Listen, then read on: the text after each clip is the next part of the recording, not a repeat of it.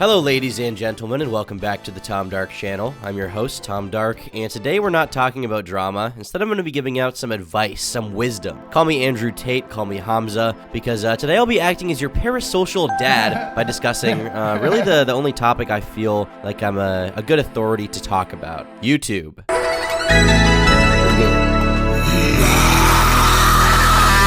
One of the most common questions I get, whether it be someone tweeting at me or messaging me on Instagram, emailing me, is, how do I get started on YouTube? How do I do it? Because obviously they see that I'm doing it right now. I'm doing it to some level or degree of success, and they say, well, I want to, mimic that for myself. I want that for myself. I'm interested. How do I do it? And the simple answer to a more complicated, sort of long drawn out answer is that you just have to do it. You just got to go out and start doing it. Do it! There's no special advice I can give you. There's no one piece of advice I can give you that will make you just understand it and get it and be able to succeed. There's no secret, Krabby Patty secret formula. It just doesn't work like that. You just got to make videos, and if you're dedicated to it enough, then eventually you'll get there. That being said, I'm going to try to explain my philosophy around this a little more so I can make a YouTube video about it and make money. But seriously, there will be some good advice in here. So listen up, kids, okay? Listen, pupils, classmates, students, listen here. I'm going to go out on a limb here and say that nobody is born to be good at YouTube. Nobody is born good at making YouTube videos, making content. Sure,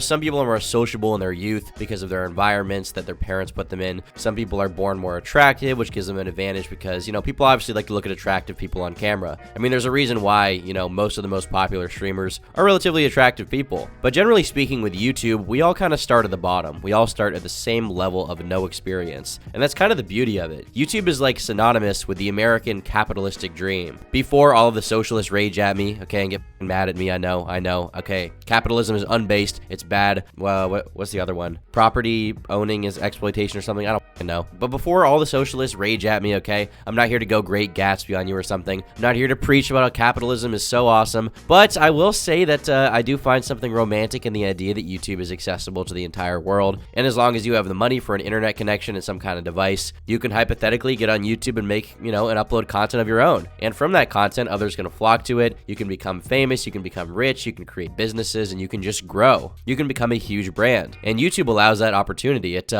really brings a tear to my eyes. But in all seriousness, there is something beautiful and romantic about that to me. Someone like MrBeast, he's, the biggest YouTuber in the world right now. He has his own, food brand now. He sells, candy bars. He's got the whole Beast Burger thing. He does all this charity work. And then you have Nelk, who are a pretty big, prank, lifestyle vlog kind of channel. I don't really know how you would categorize them, but, they've been doing YouTube for a long time. And, their merch stuff, full send. I think they did 50 to 70 million in, one calendar year recently, which is crazy. And on top of that, they have Happy Dad, which is a big brand constantly selling out of, and that's their beer, and that's really going places. KSI and Logan Paul have Prime. So YouTube really is a burgeoning market, and I think that YouTube influencers really are kind of the next generation of people who are going to be building brands that a lot of people recognize in the world. They're kind of taking over the legacy media, and now they're taking over legacy stuff like Hershey's and stuff like that. MrBeast is taking them on, and now Nelk is taking on Corona and Budweiser and stuff like that. It's really awesome to see. It's an exciting time to be on YouTube, and there's never been a better time to start. That being said, one mistake that I think I see a lot of people make early on is focusing on everything but the content. They drop thousands of dollars on equipment like a super fast computer and a microphone and a super nice camera and sound foam and all that. Bisexual LED lighting around their room. They get their Funko Pop wall complete in the back so everyone can see all the soy they have, right? And all this, in my opinion, is mental blockage and actually postponing to get to the most important part of YouTube. I think it's people mentally putting off the actual part of it, which is the work, right? Because putting a room together, you can put as much time as you want into a room. It's not really work, okay? Or it can be work, but it's not the work that matters to YouTube. What matters to YouTube is the actual most important part of YouTube, which is what you provide to the platform, videos. In the end, no one cares what camera you have or what editing software you use or what computer you use. They don't even really care that your editing is that good. What they care about is that you're entertaining. If you are not entertaining, they will click off your video within 2 seconds and move to the next guy who they do find entertaining and never think about you ever again. My first laptop that I started doing YouTube on, I want to say $350 to $400. It was a Dell. My mom bought it for me for my 14th birthday. It had an Intel i5 and it ran It was not a good computer. It was super slow. Playing even like old Valve games made the fan whir like crazy. It sounded like someone was being mauled to death inside of my computer. Streaming on it was impossible. The few times I did it, frame rate of the game I was playing would dip to like 15, 10 frames per second. It was abysmal. Super laggy, super bad. But even so, I mean, you know, if you think about $350 to $400, that is a lot of money. That's a lot of money to spend on anything. And so it was something I was very thankful for that my parents had gotten that for me. And I didn't complain about it. I just used it, and I didn't need a huge gaming rig. And on that computer is where I did the majority of the work on YouTube for the next 3-4 years. I mean, I didn't get another laptop until I graduated high school and was going to college. And so that first computer I got in like 2016 was the same one I used until like 2020. And on that computer, I got to like 130, 140, maybe 160,000 subscribers. I got pretty big. And in the beginning, I didn't even have a proper microphone. I think I got a mic a year or two later, and the mic that I did get was a Blue Snowball. But before that point, I was using my iPhone. I would record myself talking near it and then delete the video part in my video editor, which was Windows Movie Maker early on. And then I would cut the gaps where I up, where I breathed too much, and that was my content, you know? And my early stuff was absolutely abysmal. I mean, for the first few years of me making videos, they were bad. They did improve over time, but they were bad, especially at the way beginning. The following is a rant by me, Turkey Tom. As you probably already know, there are good and bad YouTubers. Some good, and of course some bad. Some YouTubers genuinely care about what they are making and put time and effort into their work. Their genuine passion shows through their great video editing, creative shots, good storytelling, and their videos also show that they clearly have an in-depth knowledge of the subject material or genre that they focus on.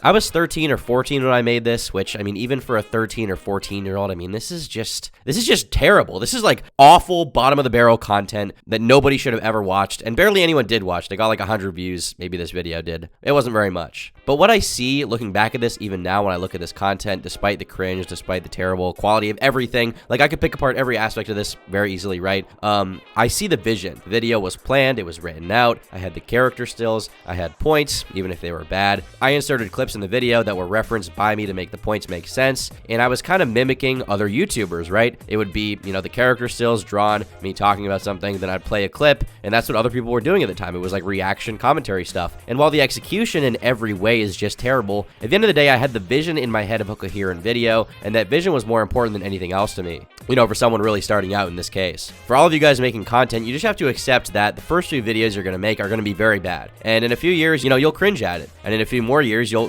cringe about the stuff you were making a few years in. That's just how it is, because you gradually learn the skills, but when you start out, you don't have the skills. You don't know how to do any of this. You don't know the software. That doesn't mean you should constantly self-deprecate and whine about how bad your videos are to fish for compliments. I knew a lot of people who did that and still do it. Do not do that ever. However, you should have it in the back of your mind that, you know, you're starting out and you're learning, and this is another important thing. They say that it takes 10,000 hours to master any skill. I don't know who said that. Probably some ancient Chinese guy or something that was learning how to sharpen swords and cut down Mongolians, but, you know, wherever it came from, someone said it, and the idea behind it is maybe a little facetious, like it doesn't totally apply to everything. 10,000 hours is a long time, but with anything worth doing, with anything you want to be good at, you have to sink a lot of time into it, more time than you can probably fathom. You have to spend a lot of time learning it before you get anything out of it. And so as a result, what you get out of it at first has to be the pure enjoyment. You have to actually like it, because if you don't like it, then you're not going to persevere, you're not going to do it, you're not going to make it as a content creator. You know, I think a lot of people, when they see YouTube, they get kind of caught up on the idea of, oh, well, you have this big audience, you know, you kind of have a cushy job where you can work from home, theoretically, you know, unless you're a vlogger or something like that, but you get what I mean. Like, you know, you're kind of your own boss, you run your own business, it's nice. The thing about it is that you have to actually enjoy the little things, right? The minutia of it, because, you know, when you watch someone like Rice Gum, okay, I'm doing a video about Rice Gum soon, I just wrote it, it's gonna be a great video, by the way, but, you know, when you look at someone like Rice Gum, all you see is, you know, the kind of glamour. You see his music videos, you see the Lambos and whatever else, the Range Rover, you see all the expensive designer clothing, you see him flexing, and, you know, you can call that obnoxious and whatever, but a lot of people look up to him for that. You know, they kind of idolize that. They want to have that money, they want to live in the clout house or whatever. But if you want to be successful on YouTube, you have to acknowledge that the majority of Rice's life up until that point was not, you know, super exciting. It was not spending money on luxury stuff. It was not buying Lamborghini. It was not, you know, ripping it up. It was not like ripping his Range Rover down Huntington Beach and being like, you know, a kid to kids. It wasn't that. The majority of his time spent, especially early on, was making videos alone in his room. That's it. It was making videos alone in his room. It was staring at a camera it was editing videos, it was making thumbnails, it was being creative, it was coming up with the best idea, it was optimizing thumbnail and SEO stuff. And, you know, you kind of have to, you know, just learn to enjoy that process, because if you don't enjoy the minutia of it, then you're never going to get to actually reap the rewards. So straight up, if you don't like video editing, if you don't like recording, if you don't like talking to an audience, if you don't like any of that stuff, YouTube probably won't work out for you, because you do have to enjoy that stuff to get to the finer things at the end of the tunnel, right? The pot of gold. But if you commit, if you actually do enjoy it and you're committed to it and you're willing to make a few sacrifices for it, YouTube is definitely something that pays off. You know, in the beginning, focus less on the equipment you use or even the software you use, and focus more on learning how to make a good video, the concepts behind that. And how do you know what makes a good video? Well, you watch other people who are successful and you copy them. Rip them off, reverse engineer their plagiarize, steal from them, learn how to make content overall by mimicking their process. You know, I used to be called an I Hate Everything clone a lot in my early days on YouTube. To this day, I think if you go to my Encyclopedia Dramatica article and you go to Turkey Tom and you click on it, the whole joke behind it is that it redirects to I Hate Everything's YouTube channel, because at the time, you know, I was definitely a clone of him. And there's truth to that, because I loved his videos and I wanted to make content like him. And, you know, I don't regret that, because he was someone who was a successful creator at the time with over 1 million subscribers with a loyal fan base who I mimicked because I recognized that. And by copying his video style, I learned how to video edit, I learned how to make use of character stills, I learned how to paste videos and add music, make jokes and not make them too overbearing, and I also learned how to become an annoying, angry spurg who yelled at stupid shit like Minions and Mr. Enter. But that was important, okay? It's important that I learned that stuff. Even with the cringier aspects of my old videos, it was important that I made them, because time and age and maturing a little bit and becoming a little less cringe, a little less, I ironed out the bad stuff that I picked up on, and what I was left with was the knowledge of how to make videos. With musicians and bands, you know, most of them start out performing covers for a reason. By seeing how other people write music and perform it, seeing how they sing, seeing how they play guitar, play drums, whatever else, the energy that went into that, by reverse engineering that whole process, you then learn how to do it for yourself, and you pick up those skills, and you can then apply it in other ways to your own creative vision. And I learned these skills basically on stuff I got for free. Sure, you know, the computer, you got me there. Had to get gifted the computer. Would not have gotten that without my mom buying it for me. Thank you, Mom. And I would never endorse piracy, but if someone in a hypothetical Fortnite, Minecraft, or Roblox world were to want to pirate, let's say something like Sony Vegas, or let's say Adobe products, I'm sure there would be some hypothetical website or YouTube video that could teach you how to do it without downloading malware. And then hypothetically in Roblox or Fortnite or Minecraft, you could just do it. But you know, a lot of this is kind of self-explanatory, so I think it's time to get to the real meat of the story, okay? When I was 14, I was making YouTube videos. I was a freshman in high school, and so were like 5 other kids in my grade, okay? And this is the period the cringiest Turkey Tom content comes out of. When I was like 14 to 15, that was the worst. And we were all posting, and we were all really trying our best to blow up, as kids often do, because, you know, when you're a kid, the idea of making videos seems nice. But 6 years later, I'm the only one I know from my high school class who's making videos as my job. And when I talk to some of these kids now and then, I get the impression that they have some level of envy or jealousy and kind of resentment over it, over the fact that I quote-unquote made it or something and they didn't. I made it out the hood, okay? And that's an awful feeling, and I'm not trying to condescend or shit on these kids. This is not about that. I'm not trying to, you know, brag and be like, I made it, I'm cool, you're not. It's not like that at all, because I don't think I'm special, you know, in that regard. I don't think I'm a special human being or anything, but this is just what happens, you know? And what was the difference between me and them at the time, right? Am I special? Was I born special? Am I cooler than them? Am I taller and more handsome? No, I'm not.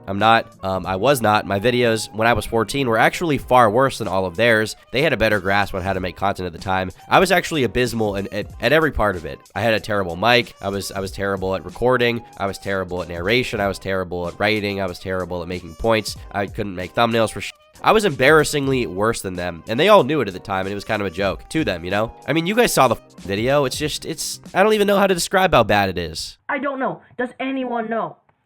And I can already picture the inevitable backlash that I'll receive from this video when I post it on YouTube. And, you know, similarly to the kids I was in school with, the few commentators that knew of me online just kind of shit on me and made fun of me for the first few years that I was around, when I was 13, 14, 15, maybe even 16 a little bit. And why wouldn't they? I mean, the videos were pretty much totally abysmal. But by the end of freshman year, I had figured out how to draw a little better with the computer, and I moved to Sony Vegas at some point thereafter, and I made better thumbnails because I realized the importance of making a good thumbnail. And at the end of that year, I was the only person still making videos, and I had maybe 300, 400 subscribers. I was the only one still going. They all gave up, and I was obsessed with YouTube. I love the process of making videos. I love the process of putting out content. I love seeing comments and watching the views go up. I love the whole community aspect of it, with meeting other people, doing the same thing over Skype and Discord. It was so awesome to me, and I just did it because I really enjoyed it. There was no cynicism about it at this point. I just wanted to make videos. And so at the end of, freshman year, like I said, I had 300, maybe 500 subscribers. And I told myself, I was like, I actually remember sitting in, I think it was environmental science freshman year. I was talking to my buddy and I was telling him, like, you know what, end of the summer, I'm going to have 1,000 subscribers. And he was like, I think you're kind of setting your goals too high. I don't think you're going to do that. And I was like, you know what, maybe you're right, but I think that, I think I'm going to do it. I think I'm going to do it, and I'm going to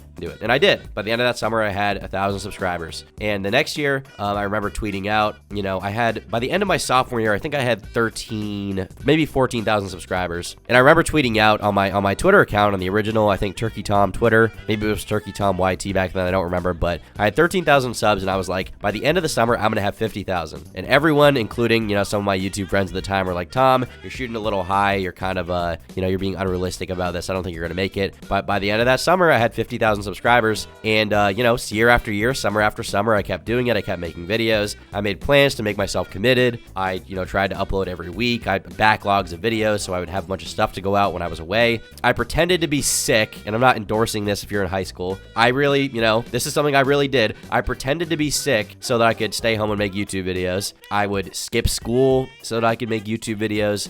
When my parents were out of town, I would just fucking leave and go home. One time, I think I walked. It's not like a short walk from my house to the school. It's like an hour, 10 minutes, maybe an hour long walk. And I walked home in the rain to make YouTube videos. I walked home. I forgot I did all this stupid shit. I walked home in like the snow to make YouTube videos and like a nor'easter kind of blizzard type meme. I don't even know why we had school that day, but I just was really dedicated to it. And it wasn't sort of an Andrew Tate, like, you have to wake up every morning and go hard thing. It wasn't like that. It was just kind of, an obsession with it. And I was really dedicated to it. And I really, really liked YouTube and wanted it to happen. Okay. So year after year, summer after summer, I kept doing it. I kept making videos. And by the time I was 18, it was sort of my part-time job outside of college, freshman year. And the summer before that, I think I had a job. But after that, I didn't work again. That next summer, I did not work a job. I was just doing YouTube stuff. Then, sophomore year, I managed to drop out because it was making me enough money that I didn't have to really worry about it. And now for the last, I think, year and 4 or 5 months, I've been a full-time YouTuber. And, all the I did to lead up to it, all the promises of, I'm going to do it, and people saying, no, you're not going to do it. And I was just like, yeah, I'm going to fucking do it. And I was a little spurg about it. I'll be the first to admit that, but it all kind of paid off. And, I couldn't be happier with that. And this isn't to make a video. The point of this video is not to be like, haha, I owned you guys, because obviously, like, if someone told me now that they're going to be a YouTuber, I'd probably shit on them and be like, you're give up right now. And someone told me this lofty goal they had for 50,000 subscribers, I'd probably be like, you're not going to do it. But, I did do it, and I'm definitely proud of that. And it's not because I have a great voice or a great face for it or something. I wasn't born the best writer or something. It has nothing to do with any of that, and everything to do with persistence. If you actually give it your all and try something for long enough and, are, to be honest, kind of obsessed with it, then you'll probably succeed. It may take 1 year, it may take 5. For me, it was like 3 or 4 before it started making me some serious money. But if you love it enough and you want it bad enough and you're always willing to learn and try things out, take new avenues and explore possibilities, then you will actually succeed. And that's the great thing about YouTube and the YouTube algorithm. There's this habit a lot of people have of when they're successful, they only attribute their success to themselves.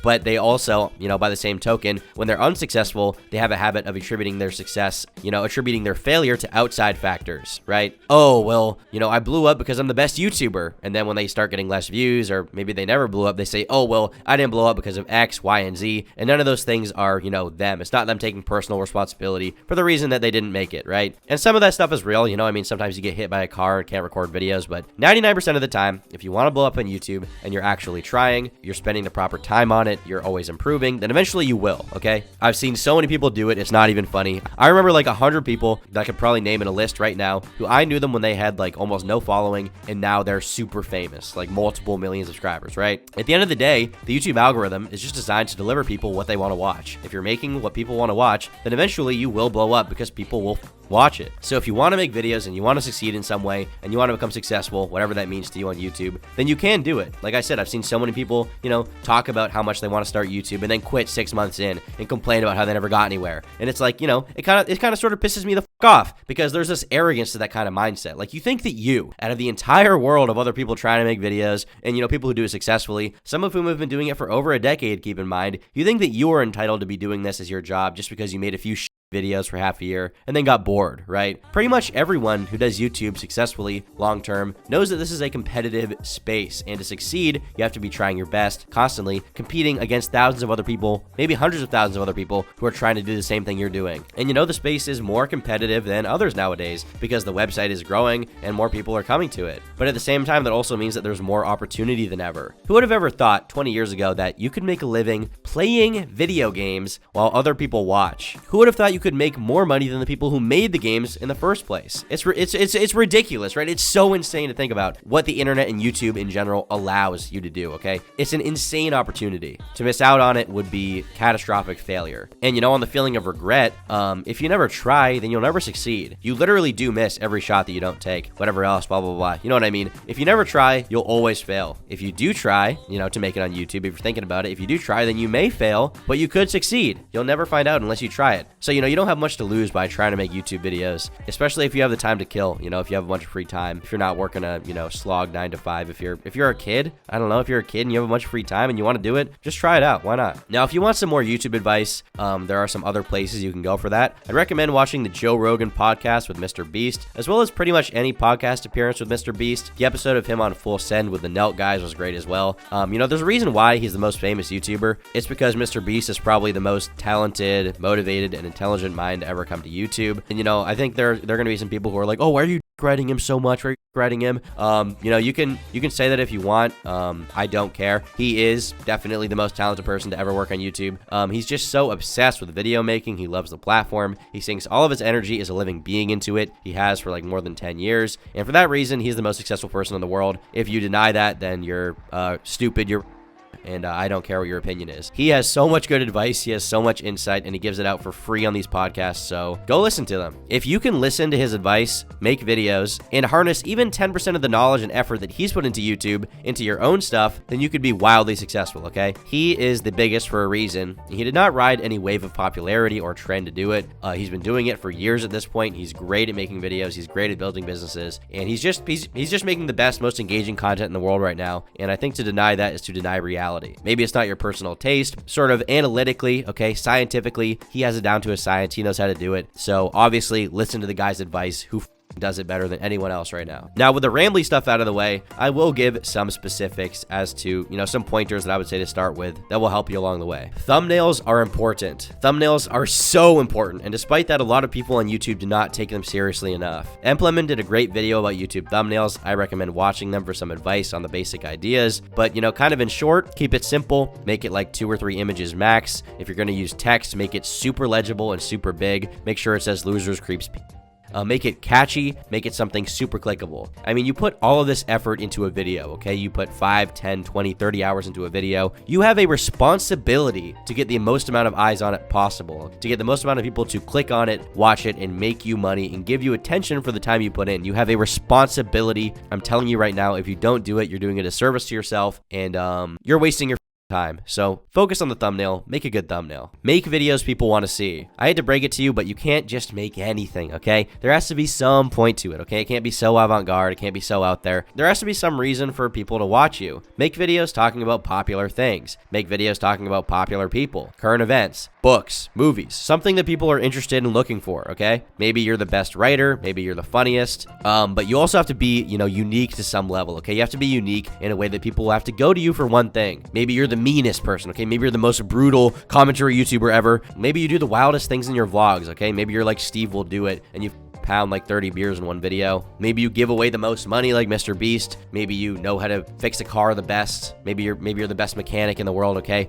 Maybe you are the best at building Legos, okay? Give people a reason to watch you. There has to be something. There has to be some appeal to your content. It can be a cross-section of these things. You know, maybe you're decent at video editing, but you put out so much content and it's so well written that people can, people can come to it and they'll pick you over other people because of that consistency. I don't know what that's going to be for you. You have to pick that. That's kind of the, difficult part of YouTube, is figuring out what kind of content you want to make. There has to be some point to it, okay? Whoever you are, whatever you want to make, chances are there are people out there that will like you, but they got to find your content and you got to give them a way to. Be willing to adapt, but know when to commit. YouTube at some level is experimentation, throwing things at a wall to see what sticks. You got to be willing to change things up and let go of some ideas in order to take on other successful ones. This really cool autistic idea you had in your head at 2 a.m. may not vibe with the average person, but on the other hand, some of the best ideas do come from those times. If one video of yours pops off, consider why and be honest with yourself. Was it because you said something interesting? Was it your personality? Did you have a good clickbait thumbnail? Did you hit the right topic at the right time? Really figure it out. If you cope with why you blew up one video and it exploded in popularity, if you lie to yourself about, why it blew up, then you'll never figure out how to succeed again and you'll end up floundering and you'll end up bitter. So be transparent with yourself and try to evaluate what worked, what didn't, and what can change. Try to be, it's good to be emotionally invested in it in a way where, you're trying your best to succeed, you're motivated, you're putting in the time, the effort, you want to be successful, but it's bad to be emotionally invested in a way where you're lying to yourself about factors of it and like convincing yourself that you're not failing when you are. So be transparent with yourself, try to evaluate what worked, what didn't, what can change, what can you do the next time, and try to succeed better the next time. By the same token, you should know when to stop. Great when you find something that works. It sucks when that becomes the only thing your channel does well and you accumulate an audience for one formula of video and you can never break it. So don't pigeonhole yourself, but also don't be too broad. That's another piece of advice. Don't be too broad with your content. There's got to be some subject area. There's got to be some kind of content that you're doing that people can expect some level of consistency from. And for my last piece of advice, get a mentor. If you want to learn anything, how to do anything, learn from someone who already does it. It's common sense. Whether this is in the form of watching their content that already has advice in it, watching their advice videos and trying to understand the craft better through that, sort of the parasocial mentorship thing, internet daddy, or actually meeting someone. When I was younger, trying to make videos, one of the things that helped me a ton was talking to other people on Discord with small followings like mine who already knew how to video edit well and audio edit. They knew the Sapphire FX plugins. They knew how to do tags on YouTube. They knew how to title videos a little better than me. Learn from other people. They're generally helpful. A lot of people in creative spaces like to help other people, and that helped me a lot. So be ready to take advice from other people and listen and learn. So yeah, that's probably all I got to say for now. I mean, I could probably ramble a little more, but I don't want to kind of stretch this out too long and make it, inconcise. But yeah, in the future, if anyone asks me for advice, I'm just going to send them this because I think there's a lot of good stuff in here, probably. I hope you guys enjoyed it. If there's any thoughts you have, you can leave it in the comment section below. End of the day, I love YouTube. I think it's really awesome, and really, if you have an interest in it and above a 70 IQ, then you can probably be famous on YouTube, okay? And I hope you guys can do it because it makes me happy to see others succeed. Leave a like if you liked the video. Leave a dislike if you disliked it. Drop a comment down below with your thoughts, and I will see you all in the next video. Tom Darkies on the Tom Dark channel. Join my Discord server, turkeytom.gg, turkeytom.net is my website. Bye.